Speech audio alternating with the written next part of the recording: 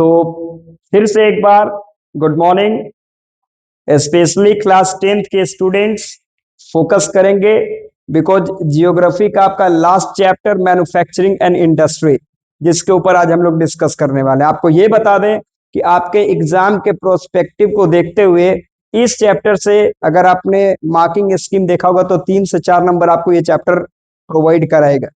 और ये चैप्टर बड़ा इजी सा है, बड़ा टेक्निकल है, बस आपको अपने दिमाग के अंदर सेट करना है। दिमाग के अंदर करेगा सेट, बढ़ जाएगा आपके एग्जामिनेशन के रिपोर्ट कार्ड में वेट। ठीक है, तो चलिए हम लोग चलते हैं कहां पे, मैन्युफैक्चरिंग एंड इंडस्ट्री की तरफ। क्या आप तैयार हैं? बोलो यस कि नो। चलो, तो मैन्युफैक्चरिंग इंडस्ट्री में देखो, सबसे पहले 2 वर्ड आप देख रहे हो, मैन्युफैक्चरिंग एंड इंडस्ट्री, जिसमें मैंने आप लोग को बताया था क्या, जिसकी मैन्युफैक्चरिंग का मतलब एक process which is used to convert raw material into final goods. बोलो यस कि नो। मतलब वो प्रोसेस जिसके मदद से हम लोग रॉ मटेरियल को फाइनल गुड्स के रूप में कन्वर्ट करते हैं, उस प्रोसेस को मैन्युफैक्चरिंग बोलते हैं।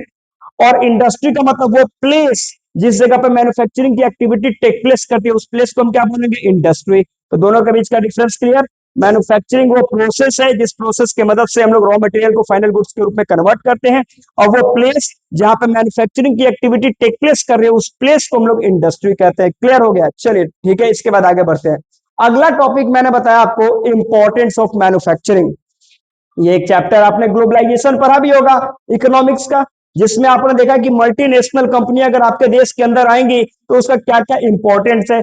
तो मैन्युफैक्चरिंग मतलब इंडस्ट्री का अगर ग्रोथ होगा तो इससे क्या क्या फायदे होंगे। तो क्या क्या फायदे होंगे, तो देखो यहाँ पे मैंने कुछ पॉइंट लिखा। सबसे पहले क्या करेगा? एम्प्लॉयमेंट को जनरेट करेगा। बोलो यस कि no. More industry more employment, no poverty no unemployment.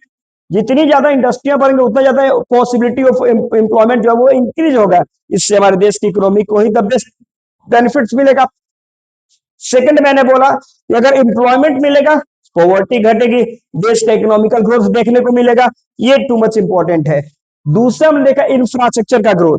Suppose करो इंडस्ट्रियां बढ़ेंगी तो क्या करेंगे? केवल एम्प्लॉयमेंट को जनरेट करेंगी? नहीं, इंडस्ट्रियां बढ़ेंगी तो ट्रांसपोर्टेशन की व्यवस्था बढ़ेगी, इलेक्ट्रिसिटी की व्यवस्था बढ़ेगी, इंफ्रास्ट्रक्चर बढ़ेगा, ग्लोबल मार्केट बढ़ेगा, रॉ मटेरियल का कंजप्शन बढ़ेगा। ये सारी व्यवस्थाएं आपकी बढ़ती हैं। तो एक इंडस्ट्री जब बढ़ता है तो वो अपने पास मैक्सिमम ग्रोथ लेके आता है, समझ में आ रहा है, जो कि देश के अंदर प्रॉस्पेरिटी लाने का काम करता है। तो आप देख लो, जितने भी यूरोपियन कंट्री जो इंडस्ट्रियलाइजेशन में आगे बढ़ रहे हैं, वो सारे देश का economy on the top position पे जा रहा है। इसीलिए भारत की सरकार कोशिश कर रही है, चाहे वो एग्रो बेस्ड हो या फिर मिनरल बेस्ड हो, हर तरह का इंडस्ट्री का ग्रोथ होना चाहिए, चाहे वो हमारे देश का डोमेस्टिक इंडस्ट्री हो या फिर इंटरनेशनल लेवल पे कोई कंपनी आए। भारत हर तरह के इंडस्ट्री को अपने देश के अंदर विकसित करने की कोशिश, क्योंकि हमको पता है कि इंडस्ट्री का ग्रोथ होगा तभी हमारे देश का इकोनॉमिकल ग्रोथ होगा। आगे फॉरेन एक्सचेंज। इमेजिन करो कि हमारे देश में अगर इंडस्ट्री का ग्रोथ होगा, इंडस्ट्रियां बढ़ेंगी, तो हमारे देश का जो रॉ मटेरियल यहां से निकलेगा, तो मेड इन इंडिया का प्रोडक्ट, जो रॉ मटेरियल को हम फाइनल गुड्स के रूप में प्रोडक्ट करेंगे, तो मेड इन इंडिया। अब मेक इन इंडिया या मेड इन इंडिया जब इंटरनेशनल लेवल पे बिकेगा तो भारत का प्रचार एडवर्टाइजमेंट ग्लोबल लेवल पे होगा। जैसे पतंजलि का प्रोडक्ट अमेरिका में, तो पतंजलि के जो लोग सामान खरीदेंगे तो मेक इन इंडिया होगा ना जी, तो उसे भारत को प्रचार, भारत एडवर्टाइज वहां पे हो रहा है। तो कहने का मतलब है कि लोकल लेवल पे जब कंपनियां इंफ्रास्ट्रक्चर को तैयार करेंगी, प्रोडक्ट तैयार करेंगे, तो इससे हमारे देश को सपोर्ट मिलता है इंटरनेशनल प्लेटफॉर्म पे अपने आप को ग्लोबलाइज करने में। तो ये भी टू मच इंपॉर्टेंट है। ग्लोबलाइजेशन तो मैंने बता ही दिया। तो कहीं ना कहीं अगर किसी भी देश के अंदर मैन्युफैक्चरिंग बढ़ेगा, तो चाहे वो एग्रीकल्चर, एक और चीज मैंने बताया कि अगर मैन्युफैक्चरिंग बढ़ेगा तो इसका डायरेक्ट इंपैक्ट आपके देश के एग्रीकल्चर के ऊपर भी पड़ेगा। क्यों भाई? Agro based industry. इमेजिन करो कि हमारे मरहौड़ा का चीनी मिल आपने देखा है अभी बंद है, किसान बैठे हुए हैं। अगर वही अभी आपके सरकार ने बोला ना कि 15 से 20 चीनी मिल हम पूरे स्टेट के अंदर खोलेंगे, तो 15-20 चीनी मिल अगर देश स्टेट के अंदर खुल रहा है, तो उस इंडस्ट्री में शुगर केन की जरूरत है और शुगर केन किसान प्रोड्यूस करेगा। तो क्लियर है कि अगर इंफ्रास्ट्रक्चर, अगर ये आपका एग्रो बेस्ड इंडस्ट्री बढ़ेगा तो इसका डायरेक्ट इंपैक्ट एग्रीकल्चर के ऊपर पड़ेगा, तो किसानों को बेनिफिट मिलेगा। किसान एग्रीकल्चर के ऊपर ज्यादा फोकस करेंगे, शुगर केन को प्रोड्यूस करेंगे और आसानी से मार्केट में बेच करके पैसा कमाएंगे। बोलो यस कि नो। मतलब मैन्युफैक्चरिंग एग्रीकल्चर को भी मॉडर्नाइज करता है। तो 4-5 को फायदा हो गया। बोलो यस कि नो। चलो अगला, लोकेशन ऑफ इंडस्ट्री। अच्छा एक बात बताओ, इंडस्ट्री हम कहां पे सेटअप करें? इमेजिन करो कि वेस्ट बंगाल में जूट का प्रोडक्शन हो रहा है, तो क्या गुजरात में जाके इंडस्ट्री लगाएंगे? नहीं, क्योंकि गुजरात में वेस्ट बंगाल से रॉ मटेरियल को ले जाने में हमारे ट्रांसपोर्टेशन कॉस्ट खर्च हो जाएगा। तो लोकेशन, इंडस्ट्री को हम कहां पे सेटअप करते हैं, तो इसके कुछ कंडीशन है। सबसे पहला क्या करेगा, टोपोग्राफी, मतलब इंडस्ट्री को कहां पे सेटअप, पहाड़ के ऊपर एवरेस्ट के चोटी पे तो जाके इंडस्ट्री लगाएंगे नहीं, जहां पे समतल भूमि है। तो पहला तो हो गया लैंड फॉर्म। दूसरा हो गया रॉ मटेरियल्स वहां पे अवेलेबल होना चाहिए सफिशिएंट क्वांटिटी में। अगर रॉ मटेरियल है, क्योंकि अगर यहाँ पे इंडस्ट्री है, बगल से रॉ मटेरियल है, ट्रांसपोर्ट कॉस्ट कम लग रहा है, मैन्युफैक्चरिंग बनेगा और ज्यादा से ज्यादा प्रॉफिट इंडस्ट्री को होगा, तो रॉ मटेरियल भी वहां पे होना चाहिए। तीसरा, स्किल्ड और unskilled labour at cheap rate, सस्ते रेट पे आपके पास स्किल्ड लेबर होने चाहिए। अब इमेजिन करो, छोटा सा एग्जांपल देखो कि जैसे बिहार या यूपी या वेस्ट बंगाल, हम इंडस्ट्री उस जगह पे सेटअप करेंगे जहां पे आपके लेबर भी सस्ते रेट पे मौजूद और स्किल्ड हो, जो कि प्रॉपर तरीके से काम कर सके, जिससे मैन्युफैक्चरिंग पॉजिटिव हो सके। तीसरा हमने क्या बताया, ग्लोबल मार्केट हो। अब सपोज करो कि प्रोडक्शन भारत में करेंगे, तो हमारे पास मार्केट भी होना चाहिए, क्योंकि प्रोडक्ट हमको वहां पे बेचना भी है। अगला पॉइंट आपने देखा, वाटर सप्लाई, रिवर, क्योंकि पानी की भी जरूरत होगी, बिना वाटर का आप रॉ मटेरियल को फाइनल गुड्स के रूप में कन्वर्ट करेंगे नहीं।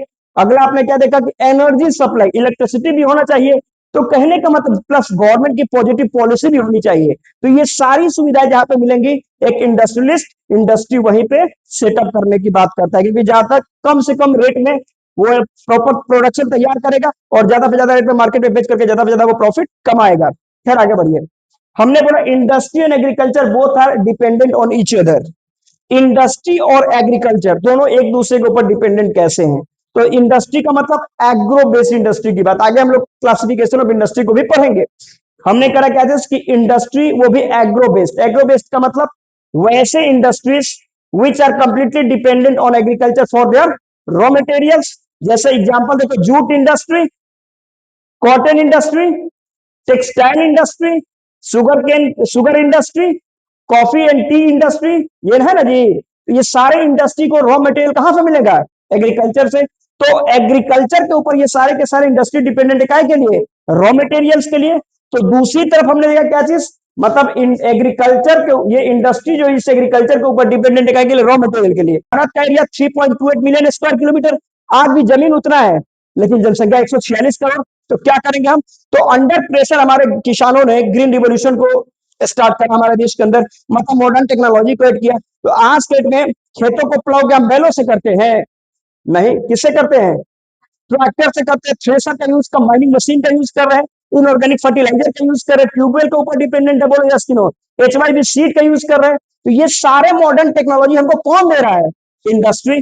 तो फिर से एक बार एक यही क्वेश्चन को घुमा देता है कि industry and agriculture both go hand to hand, how justify.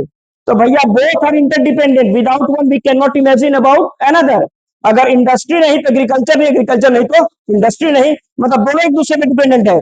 फिर से इंडस्ट्री एग्रीकल्चर के ऊपर डिपेंडेंट है, क्यों, रॉ मटेरियल्स के लिए, because agro based industries raw material चाहिए, वो एग्रीकल्चर देगा। दूसरा, एग्रीकल्चर इंडस्ट्री के ऊपर कैसे डिपेंडेंट है, फॉर मॉडर्न टेक्नोलॉजी, चाहे वो मैनुअल हो, मैनुअल की जगह इनऑर्गेनिक फर्टिलाइजर हो, weedicide, pesticide, insecticide, tractor, tubewell, जो भी चीजें हो, वो सबके लिए इंडस्ट्री ही है जो कि सबको प्रोड्यूस करता है। खैर आगे बढ़िए, कॉन्ट्रीब्यूशन ऑफ इंडिया, देखो कहने का मतलब आज के डेट में हमारे देश का जो जीडीपी है, मैंने सेक्टर पढ़ा है आप लोगों को, जिसमें जीडीपी, जीएनपी, जीडीपी का type, real GDP, nominal GDP, GDP in purchasing power parity. एक बार फिर से इसका रिवीजन आप लोग कीजिएगा, इंपॉर्टेंट है। तो हमने क्या डिस्कस किया था कि हमारा जो जीडीपी उसका इंडस्ट्रियां 27% कनेक्ट करती हैं, जिसमें से हमने दो जगह कर दिया। मैंने बोला कि 17% आपका मैन्युफैक्चरिंग सेक्टर रेट करता है, और 10% माइनिंग हो गया, या फिर गैस, या फिर आपने कोल की बात करोगे, इलेक्ट्रिसिटी हो गई, ये सब 10% पे रेट करता है।